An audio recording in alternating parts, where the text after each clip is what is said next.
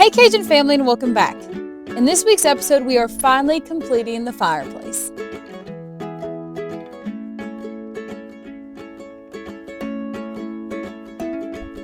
To start out, we needed to take the caps and spacers off the tiles that we had put up over the past week.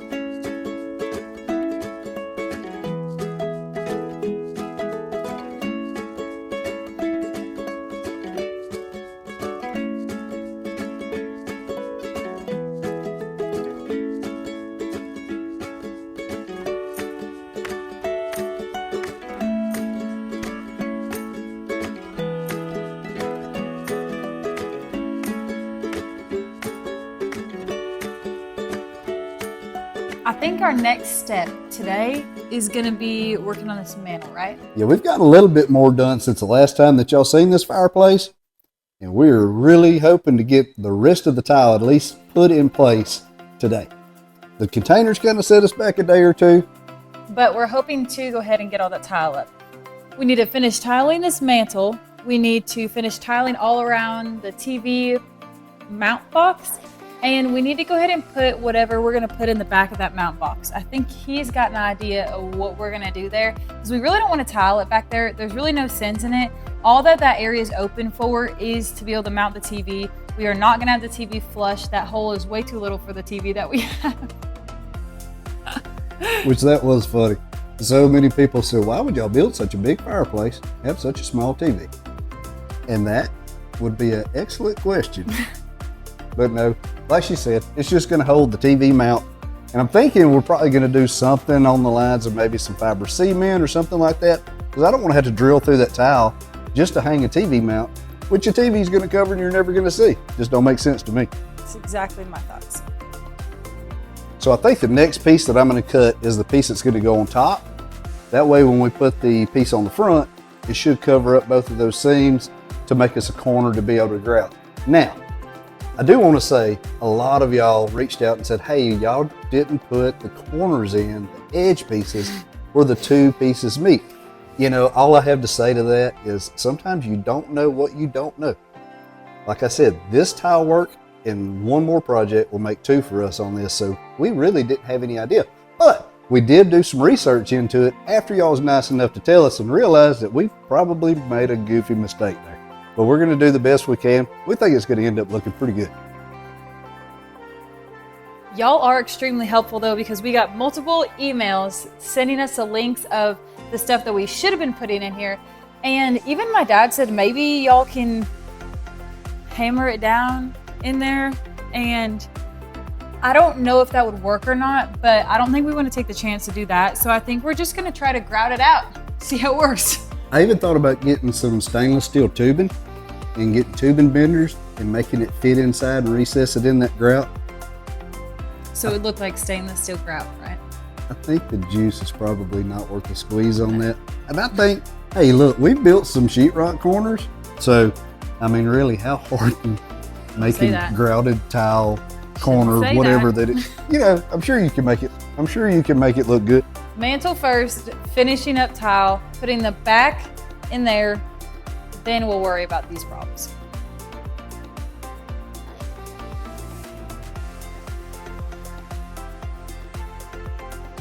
The amount of scraps that we have for this stuff is just getting almost absurd. I think you're kind of showing off our amateurism having all these scraps out here.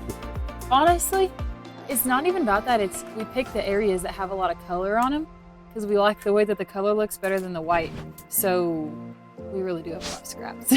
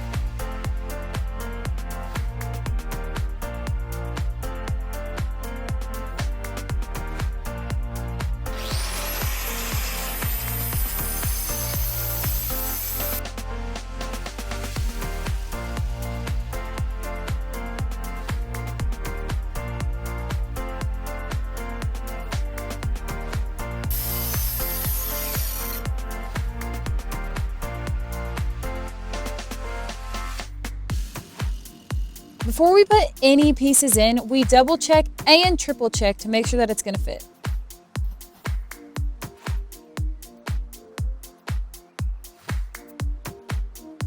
For this mantelpiece, we're gonna put a full size like we did on the bottom. And then put another full size right in the middle on the front of that 2x4. So the seam is gonna match up on the bottom here. It's going to seam up here, and then it's going to seam across here. I've got full faith in you. We have been trying through this whole process, but we're not the best seam staggerers. There's so many little offsets in here that's, man, it's hard to keep up with what goes where. So for this one specifically, we are just going to put that long piece in the middle and then fill in around there.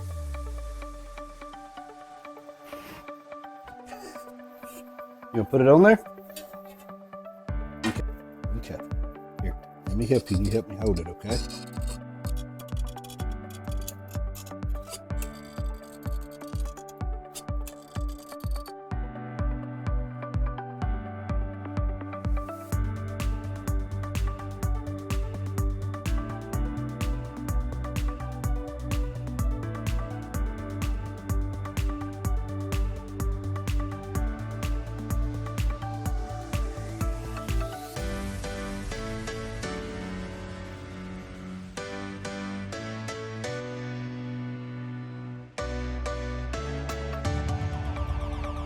We set the laser level up even with the bottom piece of the tile to make sure our seams would match up.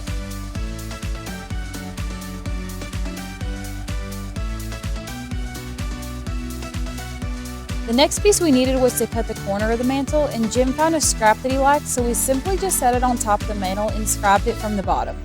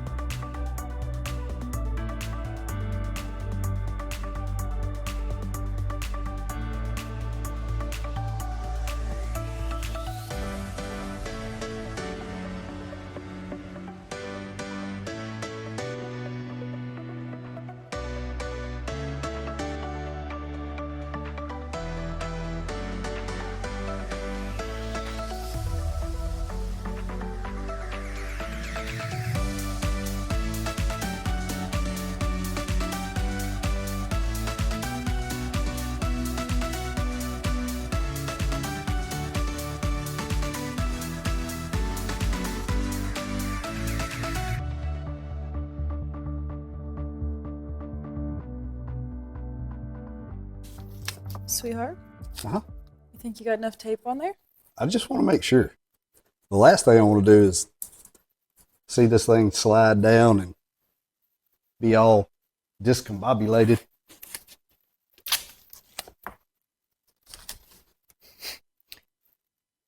One, 2, 3, 4, 5, 6, 7, 8, 9, 10. You're right, it probably needs 11.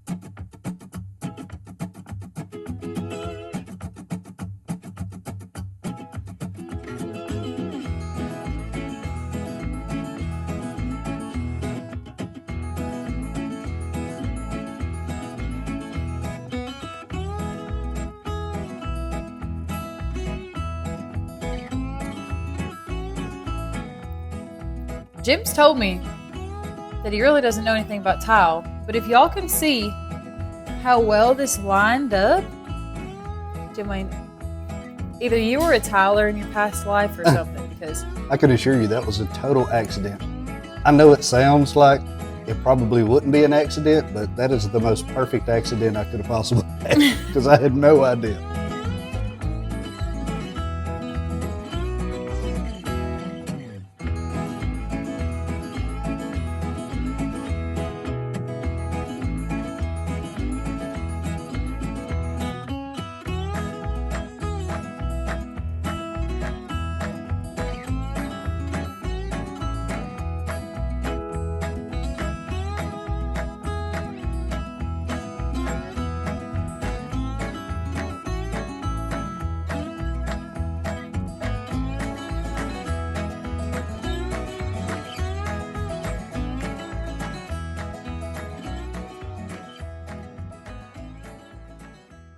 Introducing the AnkerMake M5 3D printer.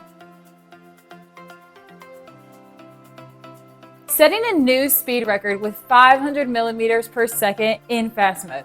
This high-speed FDM 3D printer ensures precision with a 0.1 millimeter detail, perfect for all your printing needs. The AnkerMake 3D printer is going to be perfect for us for essential items like this shovel that we have right here to making toys for our 3-year-old. Like these little vases right here or this alligator toy. Thanks to the Power Boost 2.0, this printer boasts an upgraded motion control system, a powerful stepper motor, double belt drive shaft, and an S smoothing algorithm. It gradually increases printing speeds while maintaining quality.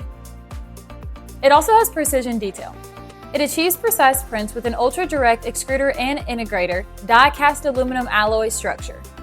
They absolutely do not compromise on the stability or the quality, especially at high speeds. One of my favorite things about this 3D printer is how user-friendly that it is. It's designed for beginners in mind, and it offers features like auto leveling and PEI platform and resumes after power outages. Plus, it's quick to set up and it's ready to go in just 15 minutes. Whenever we first got this in the mail, I was a little skeptical and nervous because I thought, I don't know how long this is going to take me, but truly, y'all, this was such an easy setup and it's honestly just so exciting to have in our home. You can also access your print from anywhere via the AnkerMap app, AnkerMake Slicer, or even Alexa.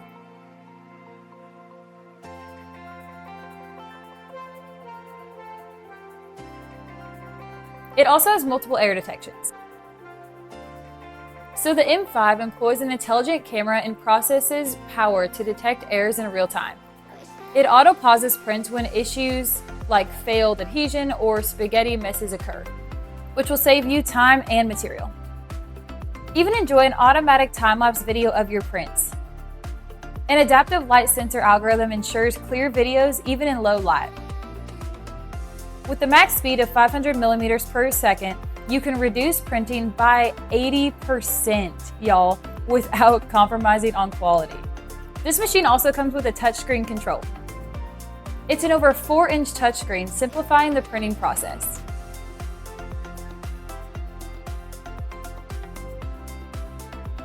With the AnkerMake M5 3D printer, you'll experience high-speed, high-quality 3D printing with ease and confidence. So say goodbye to those long print times and hello to precise and efficiency. Y'all head down to the description to find out more details and to find the link below. Thank you, AnkerMake, for sponsoring this video. While the mantle was drying, Jim cut the fiber cement siding board that will go behind the TV mount. Like we said, double and triple checking because we wanted everything to fit snug.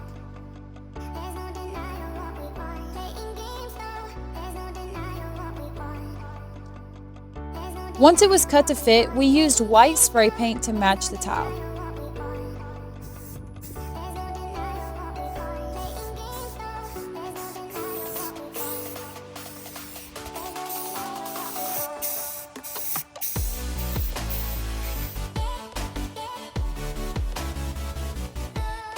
It needed to sit here for a while, so we moved back inside to finish up the top portion of the fireplace.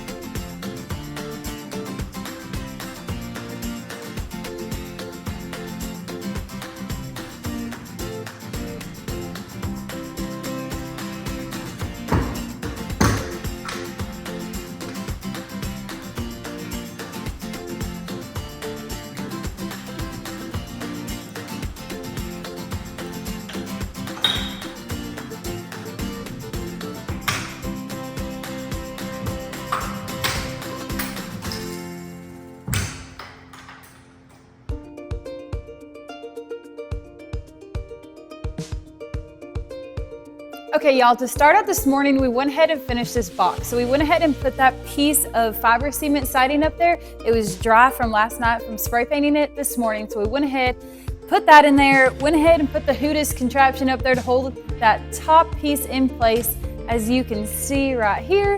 So the next thing that we need to do is outlets, grout, and mounting the TV. I just want to show you all something real quick though. So I went to ask Jim where our grouting tools were, and check this out. Jim's dad has made this, how long ago? You don't even know, huh? No idea how long ago. And this is what he used to mix any type of concrete or whatever he was doing at the time. So we're gonna be using this sucker today to mix our grout. But it just looks pretty cool. Handmade Hootis. Your dad was making Hootises before Hootis became a thing.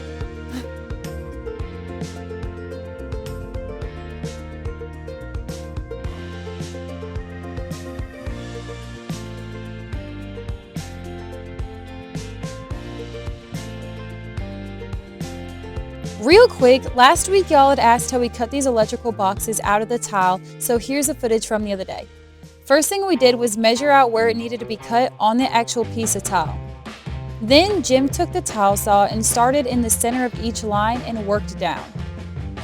He did not go past the outline for the boxes, but instead used a jigsaw. We found a jigsaw Diablo diamond blade at Home Depot that works wonders, y'all. And we used this multiple times over the last week, and we absolutely advise buying one if you're gonna be doing this type of project.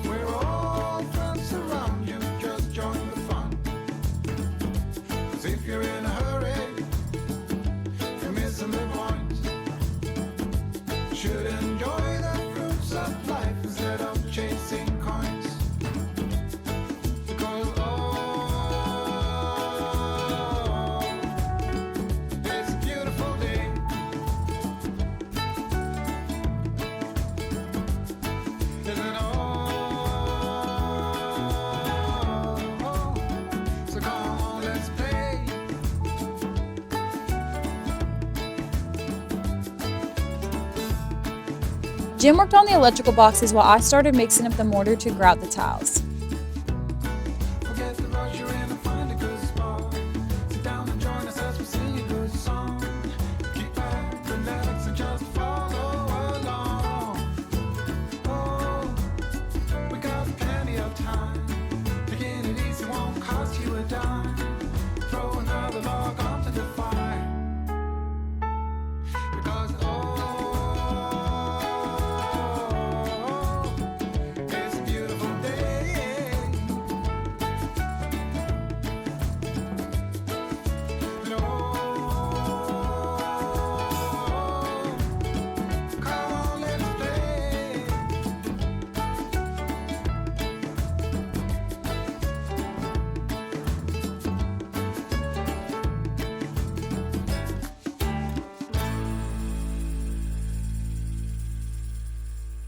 I did follow all the directions that were on the back of the bag to a T. Once all the prep was done, I was ready to start in.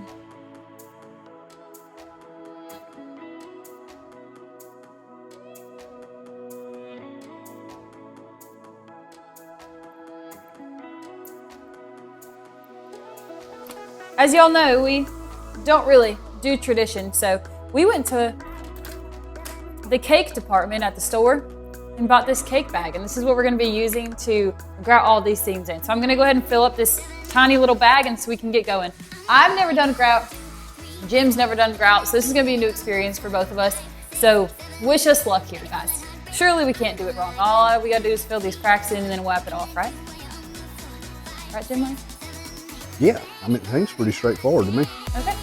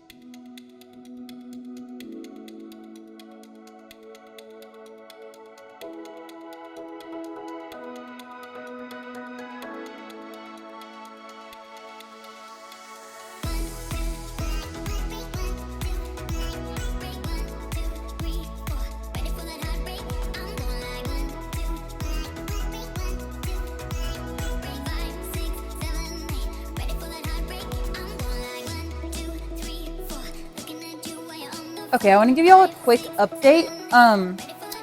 Disclaimer that you already probably noticed. I am absolutely not a grouter, tile finisher, whatever you want to call it, but this is how it's looking.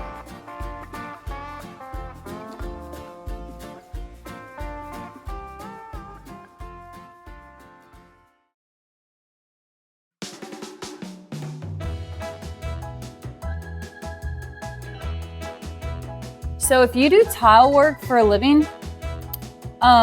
you probably don't want to watch this part because Lord knows that I know that this is not the proper way to do this. But I also don't have that tool that y'all use that you run it every which direction.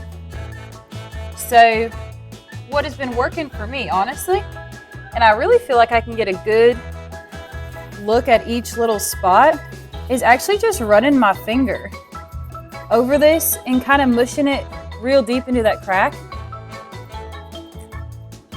And it seems to work just as good.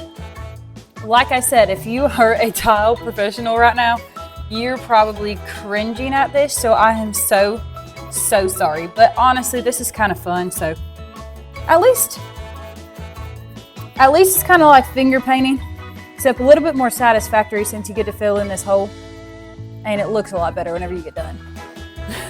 Oh my gosh, this is so embarrassing that I'm showing you all this. But honestly, I'm a very hands-on person if you can't tell.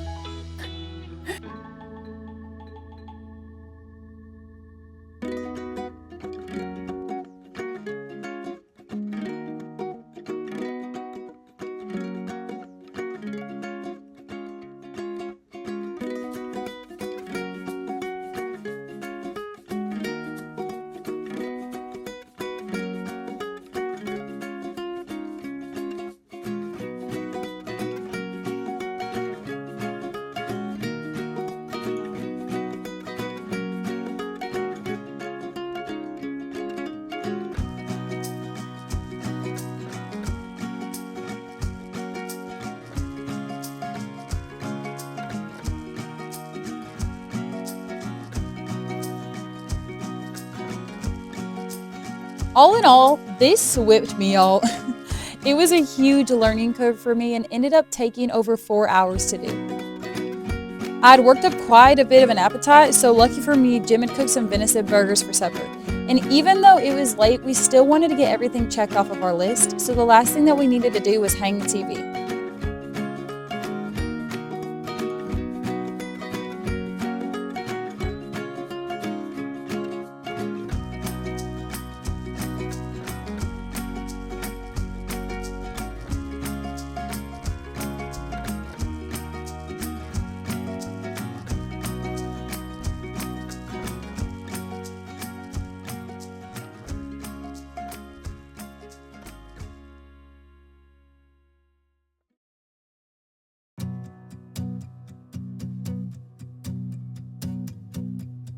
Over the past few weeks, we've embarked on an incredible journey of learning. We've acquired new skills, explored uncharted territory, and pushed a lot, and I mean a lot, of our boundaries. Some of these skills might still need a bit of practice, but honestly, y'all, that's the beauty in it. We love to learn, and we thrive on the joy of mastering something new. So as we move forward, we carry this passion of learning with us. We embrace every opportunity to expand our knowledge and skills, even if it doesn't turn out to perfection. To us, those imperfections make it perfect. So Cajun family, thank you so much for joining us this week, and we'll see y'all soon.